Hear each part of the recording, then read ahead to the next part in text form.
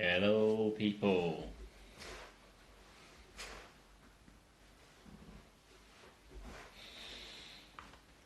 Hello, bit of wave to people. How are you? We are just setting up the stream. Hi, Greg. Hope you're alright. Aha, there we go. That's the person we want. Hello to everyone.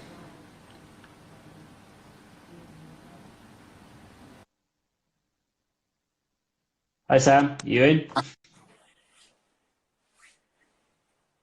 Sorry, I can't quite hear you. You in? Yeah, I'm in. All right. Perfect. All right.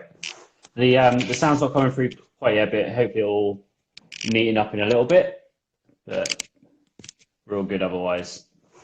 Okay, we'll let some people join in and then we'll get started in a second. So if you're joining in, welcome. If you've already read the Instagram post, then you know who I've got on the show.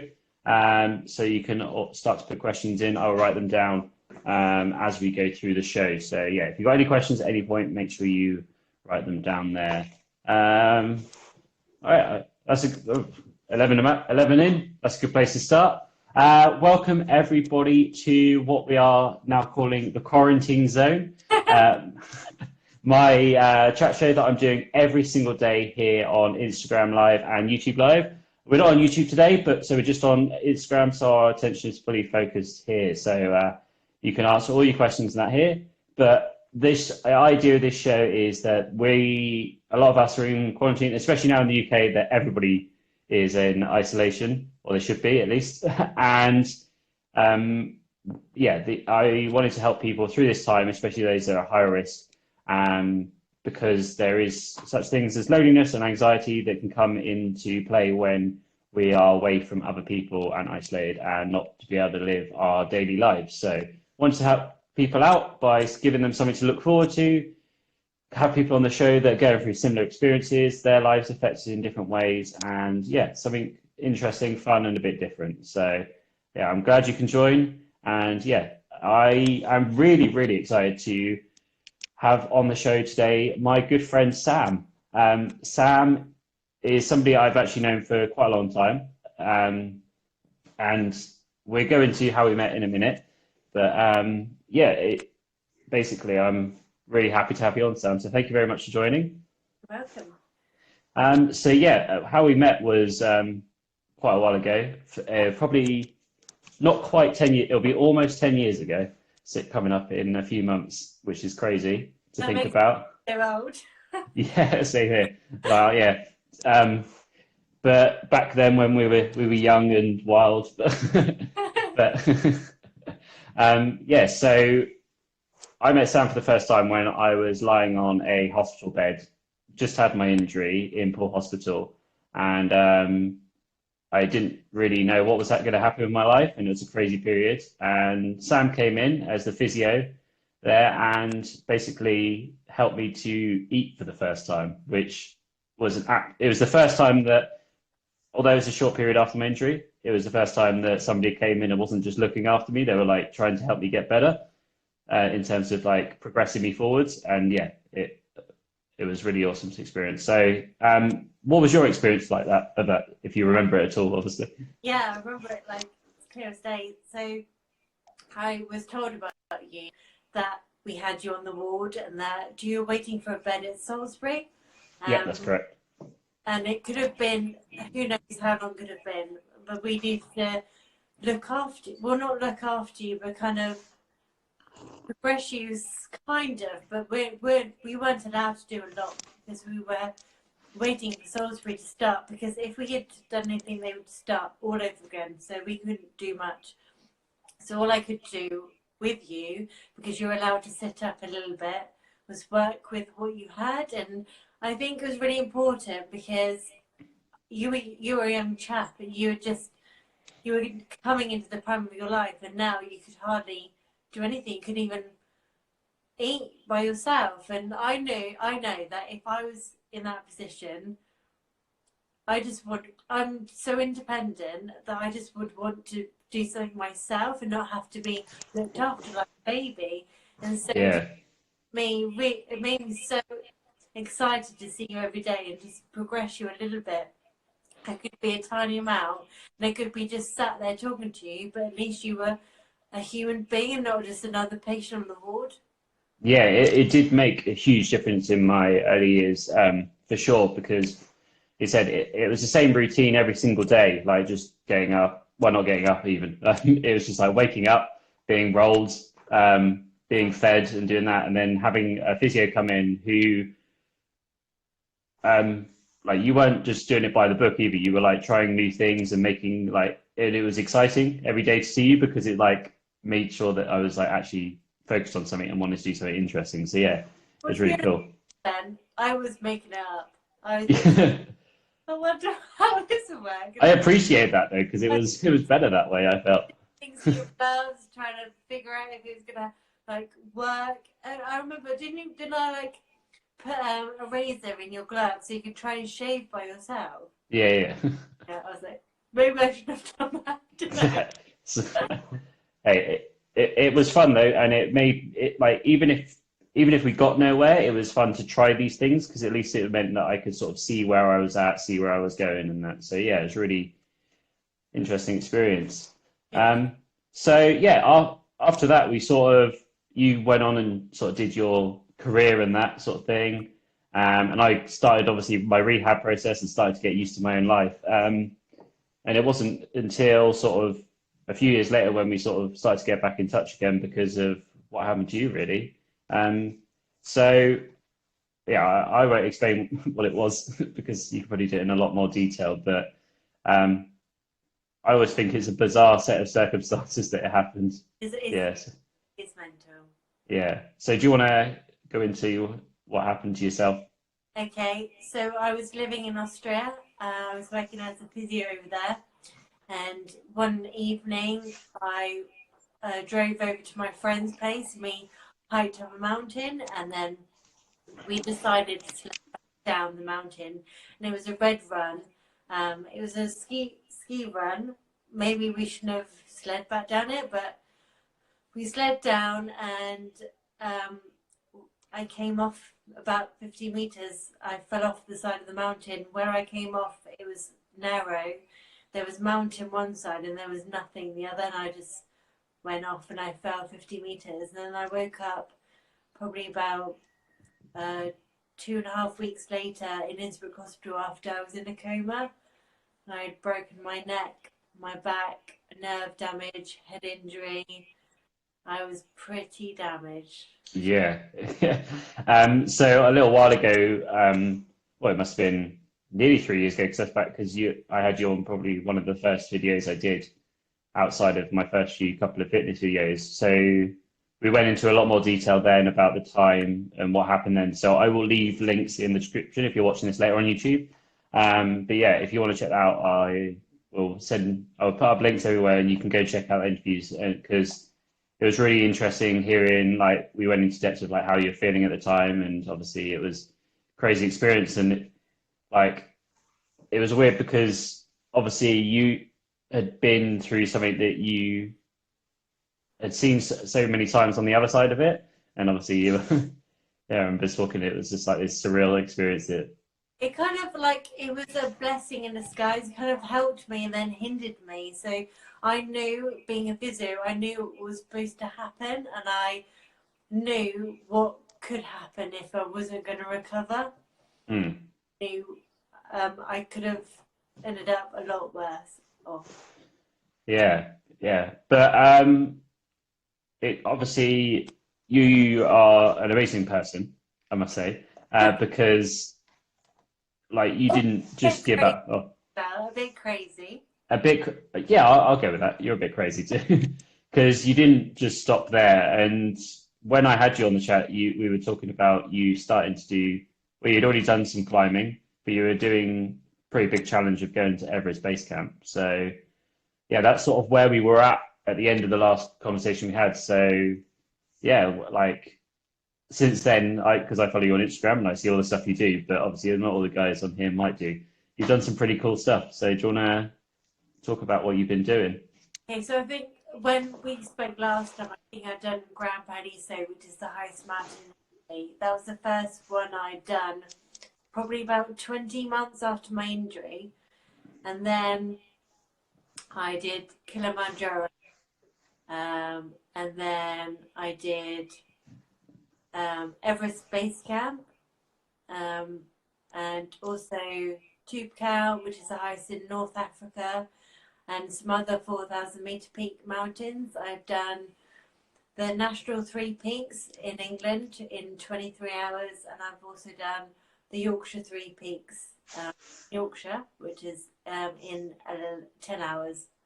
So yeah, I just love mountains and I love hiking. Even though a mountain tried to kill me, now I climb them. So with because obviously people might be wondering how you went from a place where you're in a coma to be able to climb mountains. Obviously, there's a lot of stuff that goes in between into your work in terms of your rehab and your fitness. What sort of like challenges have you had to overcome over the years in terms of getting yourself to the position where your body's able to do these things? It really is trial and error. Is that I'm a bit stubborn and independent, and I don't allow people to tell me to not do something. If I can't do it, it's through trying and failing. And I think that's the only way really you can progress as a person, mentally and physically, is trying and failing. Yeah, for sure. Because then you know what level you are at. And even if you fail, you're still better off after trying than not doing it at all. Yeah, for sure. We've got to learn from our failures, definitely. Yeah, it's a good way to learn to like try because then you know that's the thing. Like if you go and you fail, then you know where your limits are and where you can adjust and what you can do. So yeah, I remember like I think probably so 6 months after my injury, I tried to walk 5K and I could only walk 2. And then 10 months after my injury, I tried to climb a volcano in Bali and I couldn't do it. But I think through the trying, I was always going to be stronger than not trying. yeah, definitely. Yeah, you need to put yourself in those situations that are challenging and make you push yourself to your limit. So, and yeah, yours seem to be extra challenging for some reason. Just crazy. That's good. And yeah, because when we were talking before again, we were talking about some of the gym stuff you were doing, and you were having difficulties with like raising your arm above your head, and some of obviously you're walking as well. What sort of things like have you had in terms of progression over the years? Like, has it got better, or has it got to a point where it's fairly stable and you sort of know what you can and can't do now? My balance and coordination from my brain injury were really affected to start with. But it is better. It's not 100%, and I don't think it will be to the level I want it to be because I'm stubborn. But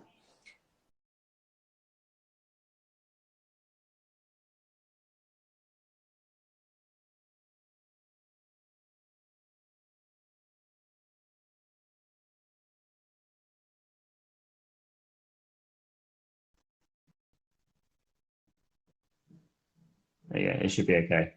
oh, it's okay now. Yeah, it's all right now. Yeah, if you My arm is so much better than I think when I saw you last. But mm, I've stopped thinking that I'll be able to put my arm up in the air. And to be honest mm, with you, I can still do absolutely everything that I would have done before. yeah, I'm back working, I'm training, I'm climbing mountains. I never thought I would climb a mountain before. mm, That was a goal of mine. And I think over time there will be minor changes, minor developments, but it'll be, because it's my arm, I won't see it. Probably yeah, yeah, of course. if you're trying to lose weight and you see something that you haven't seen in probably 3 years, they'll be able to see the difference, but you don't notice it yourself. Yeah, totally. Yeah, I understand that fully. Yeah, it's one of those. that's a funny thing, that isn't it? When you put loads of effort in over the time and you never really see it, but then somebody sees you for, not for a while and they're like, oh, you look great, or I think that's why I keep an Instagram. My Instagram is my kind of diary, so I can look back mm, in years to come and be like, God, that I can't believe that was me back then. yeah, Sometimes I look back from 4 years ago when I had my accident, like that was never me. It's just mental. yeah, it's a crazy thing to have to go through, and yeah, it's awesome though what you're doing now anyway. So yeah, so as you said about some of the things you've done, is there any particular highlights out of that, or anything that was like particularly challenging either as well? Um, Everest Base Camp was a highlight and challenging because even though it's not as high as Kilimanjaro, you're hiking for a lot longer and it's a lot harder.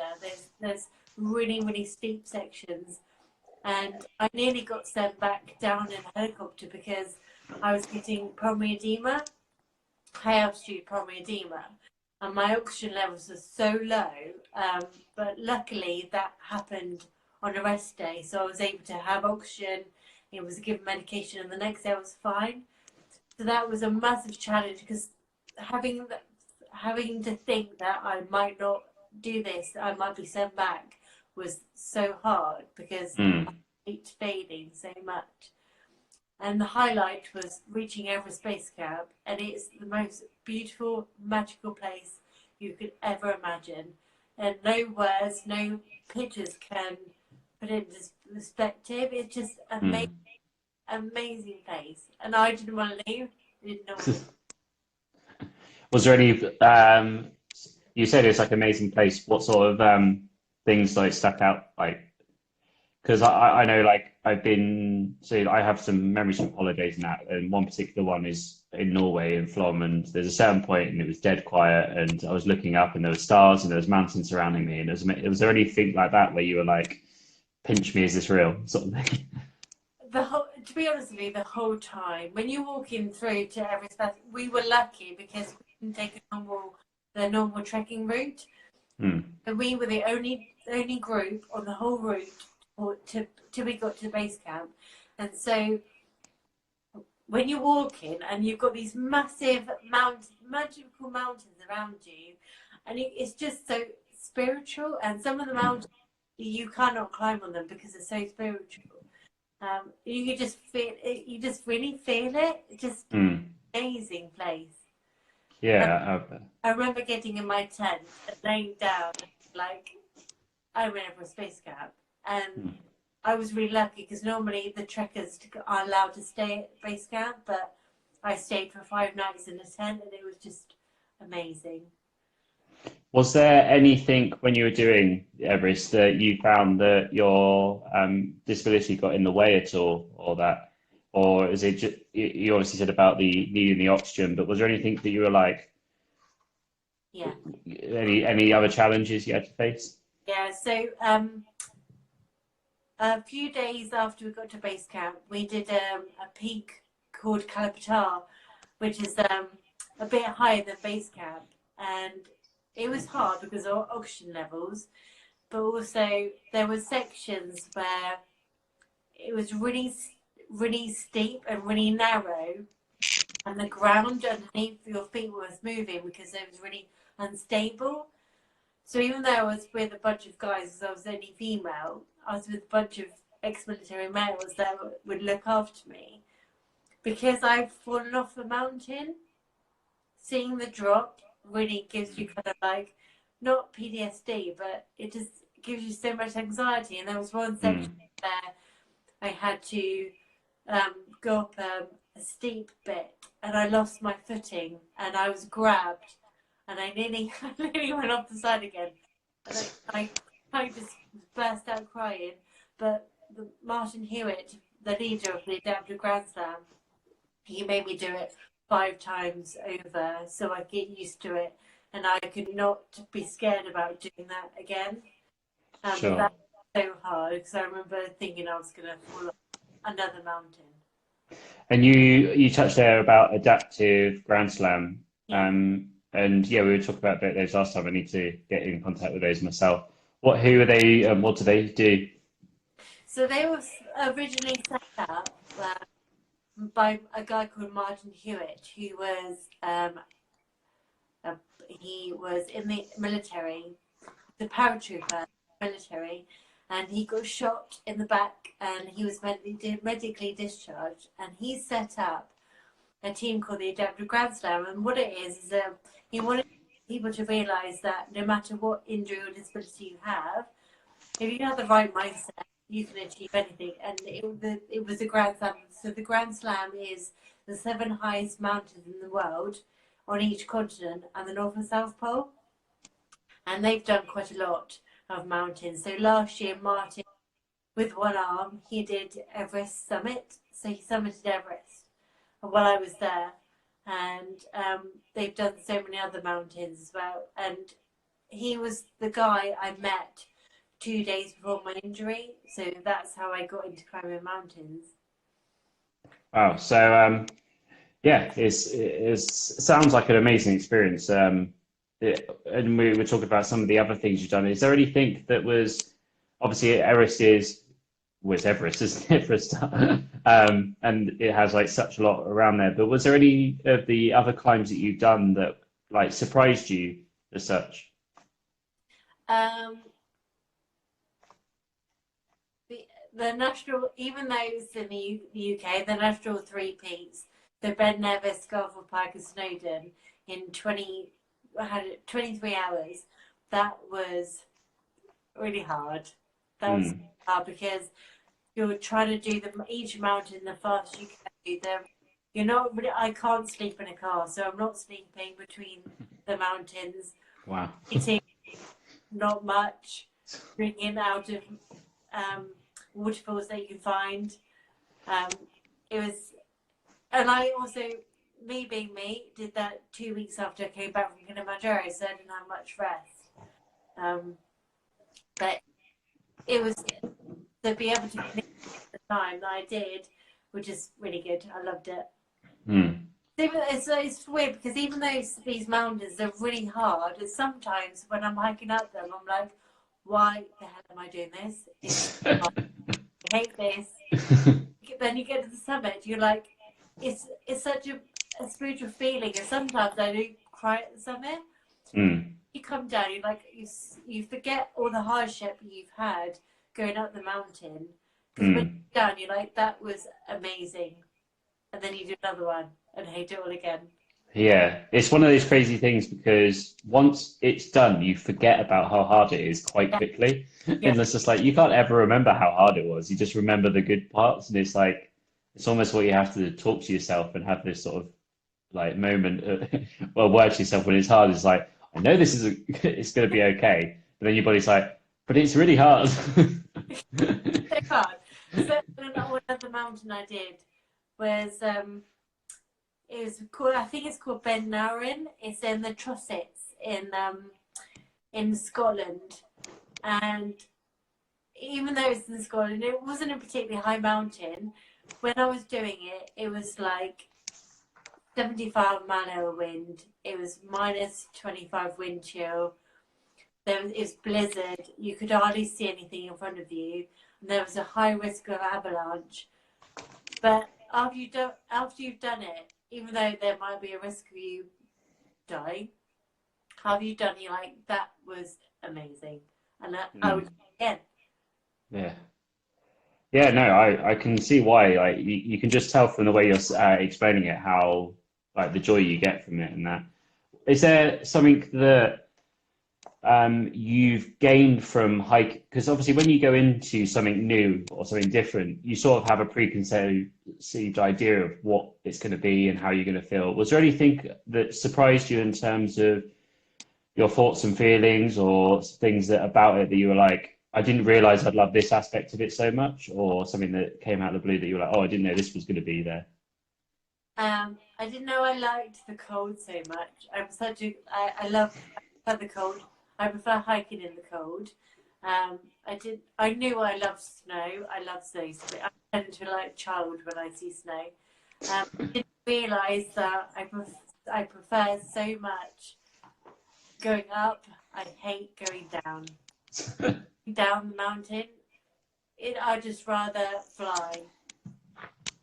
Going up is so much better. And then was that something that surprised you, was it then? Well, going down, you read the stomach, you're going down, it's pretty easy going down, but it's not, it's the opposite. It's so much harder going down than it is up.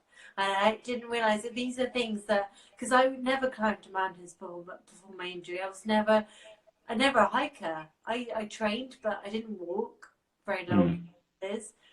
So now you figure out things that it's to someone that hikes or climbs mountains, it would be like so easy to think about, but it just also using poles.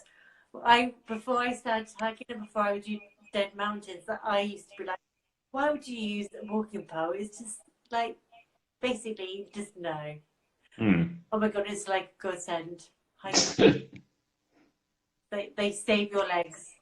Oh yeah, I hadn't really thought about it before. Yeah, but it does make sense because it's the extra points and your arms can take some of the weight. The way that you so these days, yeah.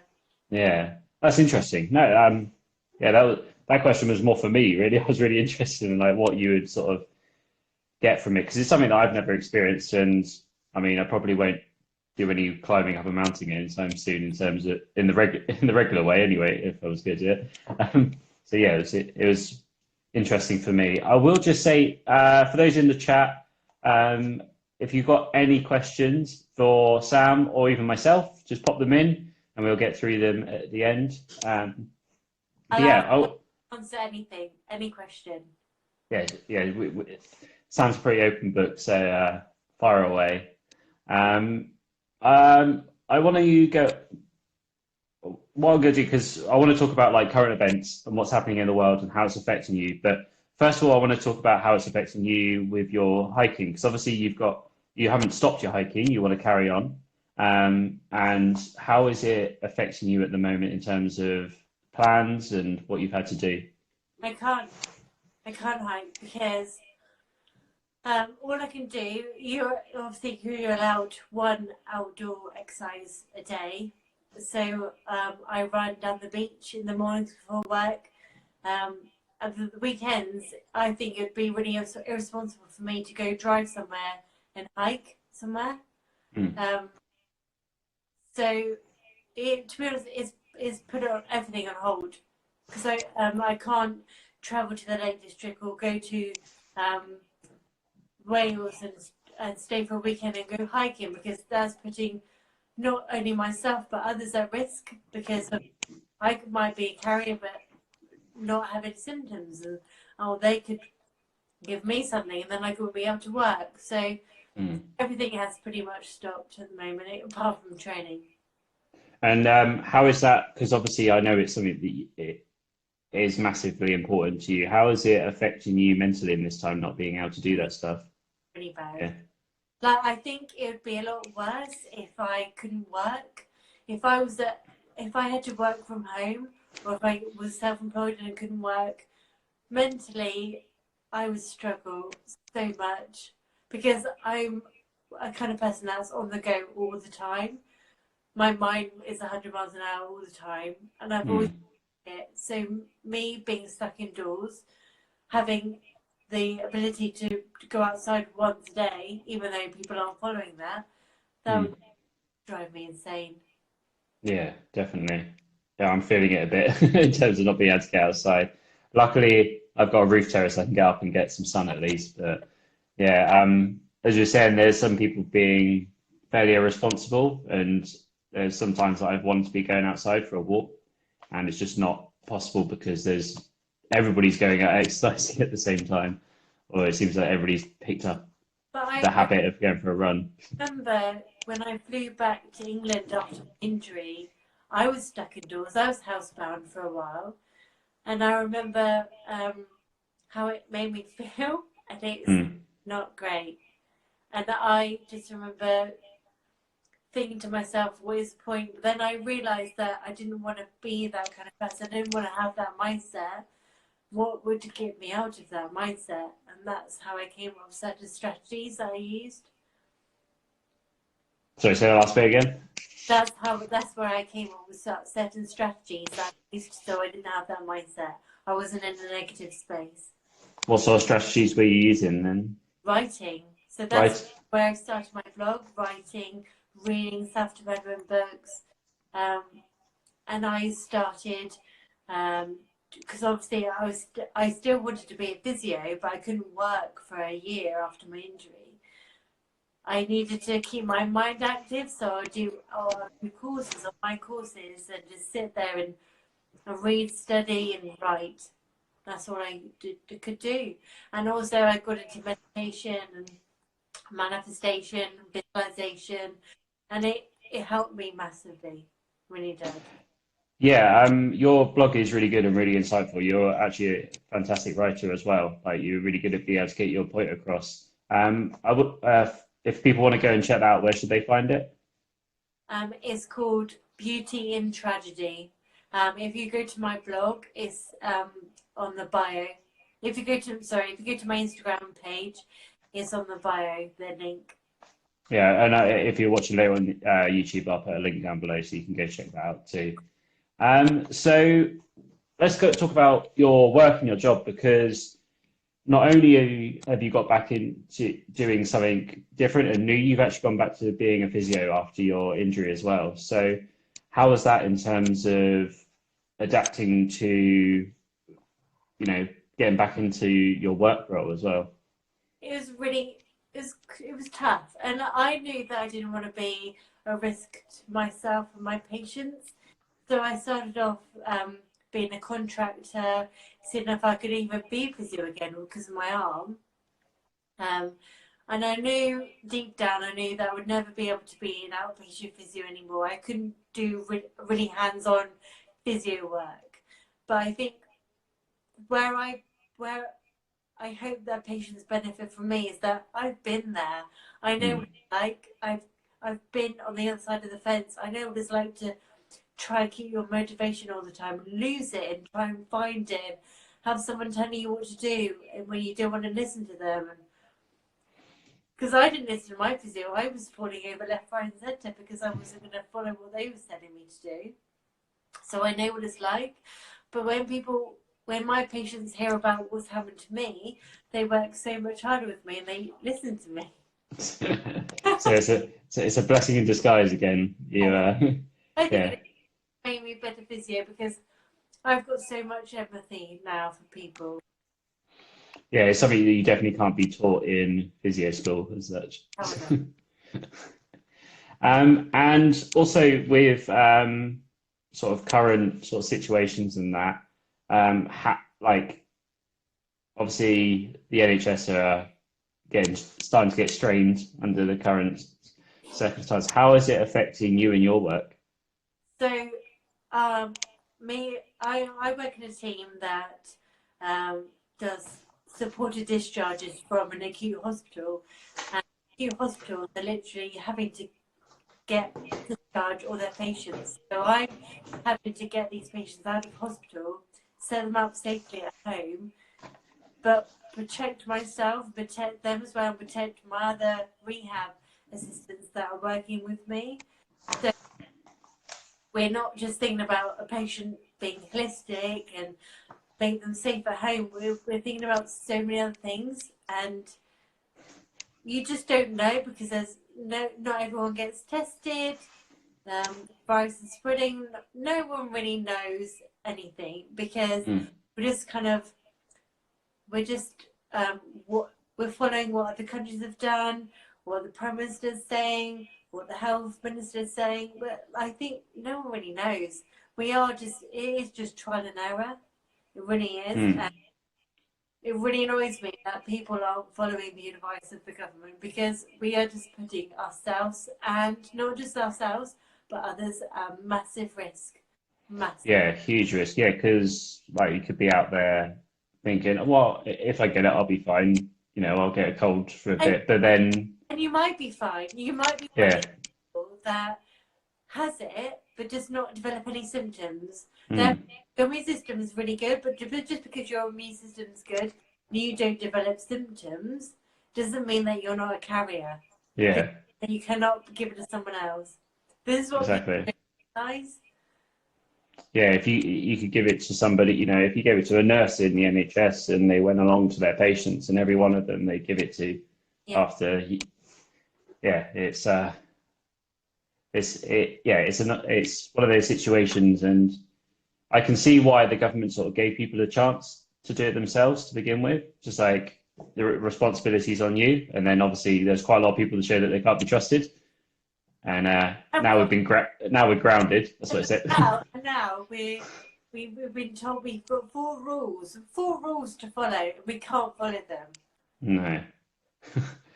It should be pretty simple, and people are already trying to figure out the loopholes and that to get through. So yeah, it's crazy Like times. let's let's buy a dog, because then I can say I've got to walk my dog like 10 times a day. Yes. Mm. And obviously, this puts, you were saying about all your patients are being discharged. It just puts more strain on the NHS, more strain, and there's only so much you can do. And then what about when all the ventilators are being used? What But, happens then? You have to start choosing who uses them. but what people don't realise is that not only do we look after these people that have got coronavirus or have got symptoms of coronavirus, it's the people that haven't. It's the people that would be under our team normally, that would be Mm. discharged from the hospital, that would be seen by me as a physio and other members as part of our team. We can't see them because we haven't got the capacity to see them. So those Mm. people are being left by the wayside. So when this eventually is cleared up, we've got so many other patients that have just been left. So we've got to start all from the beginning again. Yeah, it's crazy. Well, I reckon let's switch the tone and get Yeah. back to something a little bit happier. So, as we know, as we've been talking about, you're a physio, Yeah. and there is a lot of people at home at the moment. I think it's from your sort of perspective, what sort of things would you recommend to people to start doing at home? Um, you obviously do a lot of stuff for yourself personally as well, like so even from your personal perspective and not your professional aspect, like with your with mental things, mental health things you do, what sort of things do you recommend to people that are self-isolating? Well, I know that when I was housebound, I would, well, obviously, because I don't need much sleep. I wake up at 4:30 in the morning, so that makes my day even longer doing nothing. So I would plan my mornings. I would do meditation, so 10-minute meditation, and I would use an app called Headspace, because I really struggled with going through the process of meditation. It wasn't natural to me, so I needed someone to tell me what I was doing, and that was really good. Headspace was really good. And I would visualize and manifest, and I would write. I would write so much. And if you look at my blog, you'll see that a lot of posts from when I first started writing were like they were written by a 12-year-old, because I was not mentally aware. So, but yeah, so writing, reading, like I always had the opinion that people would only read self-development books if they were really struggling with life. Like they must be not able to cope with life. It's not the case at all. But those books helped me massively. Like stuff to just is able to you realize then that you're not just the only person that feels that way. Mm. It's so many other people feel the same way. Yeah, we just got a question there which kind of relates to what we're talking about, asking about how do you stay motivated. Um, so they've got an unclear prognosis and no progress over a long time in rehab process. So how do you, obviously you've seen it on both sides. So you see your side of it and having a long rehab process and, having people in. What sort of things would you recommend to keep motivated in that sort of time? I set myself personally, when I was going through it, there were times that I wanted to die. I wanted to give up, but I didn't want to be that person that felt that way all the time. And the thing that helped me the most was I set goals, and they were so small, those goals. There were things like being able to clean my teeth myself, being able to get out of bed and stand, like, so small. Like, these goals are so small. And I remember looking back thinking how small they were, but they helped massively. And that's what I say to my patients now. It's always really, you always want to think so far into the future, like, what am I going to be able to do in a year from now? But that's the best way to be. You want to start your goals. You want your goals set really small, because when you start achieving them, everything seems more possible than it is. Yeah, totally. Yeah, if it's something that you started really small and then you achieve, and then that obviously is a release of dopamine, and Yeah, then yeah. it like inspires you to go and think, oh, okay, I'll do another thing, and then another thing, and then another thing, and then before you know it, you've achieved 10 things. Snowball effect. Snowball Yeah. starts like small, so small, but because it picks up pace and it picks up the other snow, it gets massive. That's like Mm. your goals. That's why now I'm training to climb Everest summit. Yeah. Like, and that would be crazy. Like, years, if that was my goal 4 years ago after my injury of climbing Everest summit, I people would think I was mental. People Oh probably. yeah, no, I would at that time I would have said go back to sleep. So yeah, I think Yeah, that having those small goals and doing them for you, no one else. yeah, Only, totally. yeah. Don't set goals for other people. Don't try and please other people. Do it for you. Mm. You're the only person that needs to be pleased. Yeah, and don't base your goals on other people either as well. Like don't say I want to be like this person, I want to have this. Like find your own path, your own success, your own way of doing things. And yeah, it doesn't matter. Like it doesn't matter as long as you are trying to progress and you are putting, you set those goals, you plan it, and you do it, and you stick to it. That's what matters. It doesn't matter what they are. Doesn't Because matter if you reach it in the time limit that you gave it. You're trying to get there all the time.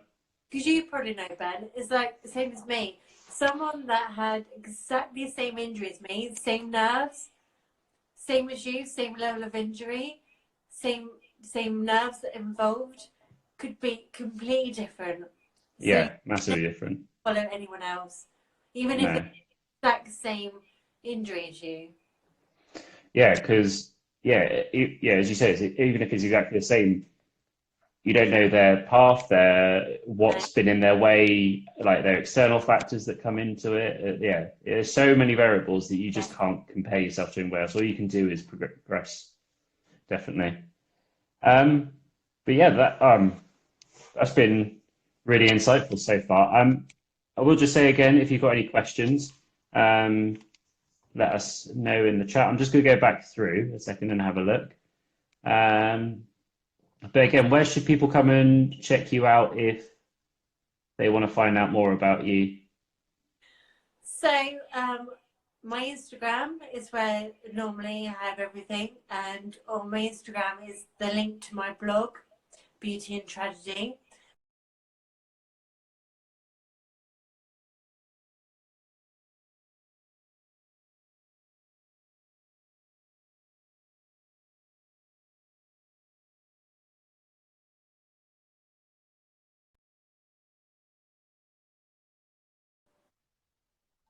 So you get that back. Did you hear anything I said? Just I had the Instagram part and then the Beauty and Tragedy blog, but So, yeah, I'll yeah, link those. yeah. So Instagram is where most of my stuff is, and I update my story daily. So you'll see me running down the beach, hopefully catching an awesome sunrise, going to work. Pretty the same every day, but hopefully Hmm. people seeing me doing that helps with the motivation as well. Yeah, I because we were speaking a little while ago about your photography as well, because there's some amazing pictures on there. So if you just want to see somebody climbing a very cool mountain with a beautiful view, then yeah, go follow Sam because it's pretty cool. Yeah, some of the photos you've been putting up are really awesome. Thank you. Yeah, so we also were saying there about some stuff with We talked about mental stuff that you can do while you're in isolation, but obviously you're a physio as well. Is there anything that you'd recommend? Any like, well, anything you recommend really? If there's like videos to go and watch, if there's things to go and have a look at in related to physio stuff. What's your that YouTube channel? that wasn't set up. To say that is fun. But I think it does depend on what injury you have, what level injury you are, and what abilities you have in your arms and on your legs. But I think if you you just got to try and think outside the box, because say for you for instance, you would normally go outside, you would use your arms, you would self-propel, you would probably do a bit of wheelies every now and then. So you've got to try and keep what muscles you can use strong, because you're probably not going to be doing as much as you would do if you could leave the house. So, for instance, you would probably get out of your chair and do like some tricep dips or something. Start trying to use your arms as you would do normally if you were going to propel yourself somewhere. Yeah, that's a really good idea to try and simulate what you would normally do outside, inside. Yeah. Might feel so stupid doing it, but Yeah. hey, no one's seeing you. No, nobody's looking. Nobody's going to keep you being able to do that when we can leave the house eventually. If people stop being stupid, then you'll keep that strength. Yeah, yeah, definitely. It's good advice, especially because then if you are doing that same sort of fitness stuff, if you're mostly there, you don't have to worry about changing your diet necessarily if you've got a diet that's in the right sort of place. Yeah, it makes life a little bit easier when you can try and simulate what you're trying to do outside. Yeah, I think that's pretty good for talking about all that sort of stuff. Now, what I've been doing on every one of these is asking for some recommendations on Netflix, Amazon, and a book or two. Is there anything on Netflix that you would recommend to go and watch? It doesn't. It can be informative, or it can be a trashy rubbish show if you really want it to be. I love Brooklyn Nine-Nine. Oh yeah, that Brooklyn Nine-Nine is hilarious. Brooklyn Nine-Nine, literally, I could watch the same one over and over again. It doesn't matter. Yeah, it's very quotable as well. Yeah. The amount of times I would say I'm really snappy.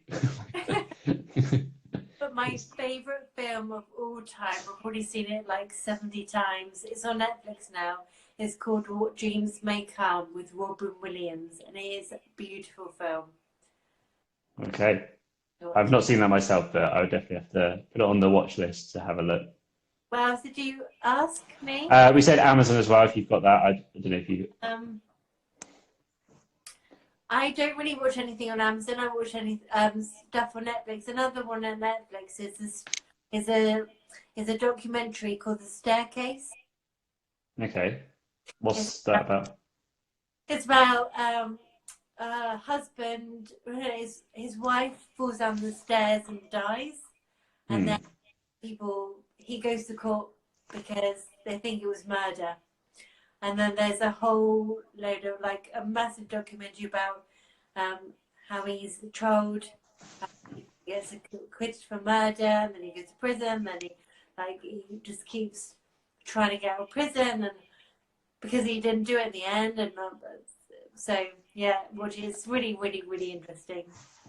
Oh yeah, we'll have to put that on the list also. And you were saying earlier about books. Is there any sort of books? Specifically, maybe because we've been having book recommendations that have been really good for motivation and stuff like that, which is kind of actually important in these times.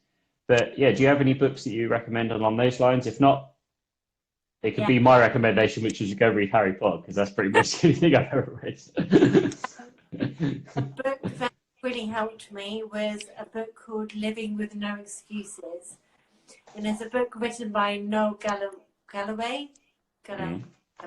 I think he was an American soldier who lost his arm and his leg on the same side.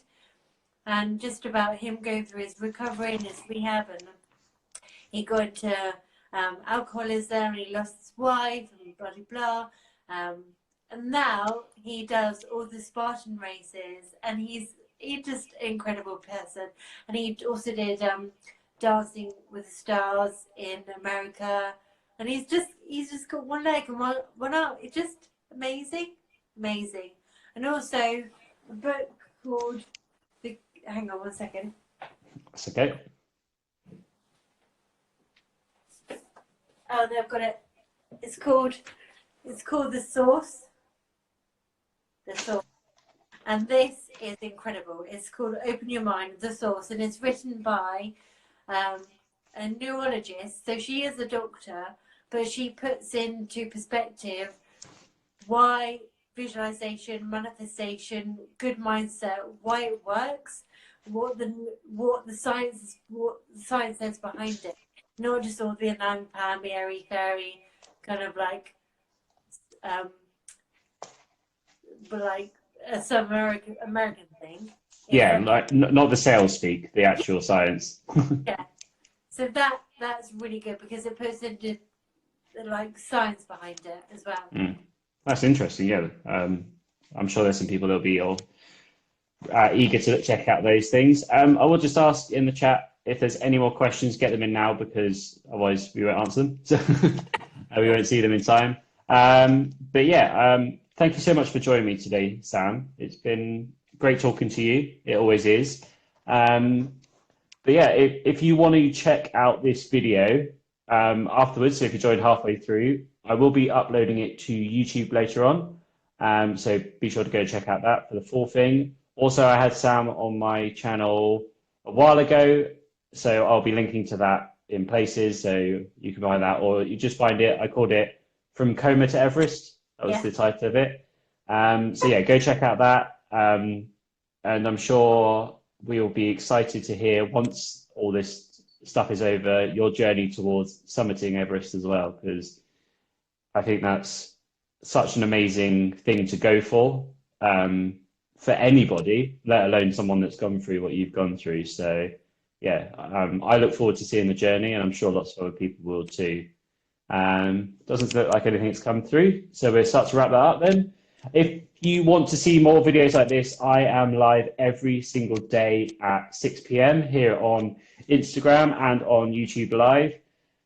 And it's been amazing so far. We are 1 week into it, and this show is designed to help people to deal with the loneliness and anxiety that comes with self-isolating, which a lot of us, and should be all of us now, that are doing. So yeah, if you want to join in, I have a different guest every day, and if there isn't a guest, you just get my face talking to you lot. So, so yeah, thank you very much for joining, everybody, and I will see you tomorrow at 6 p.m. Greenwich Mean Time. All right, thanks everybody. Bye. Bye.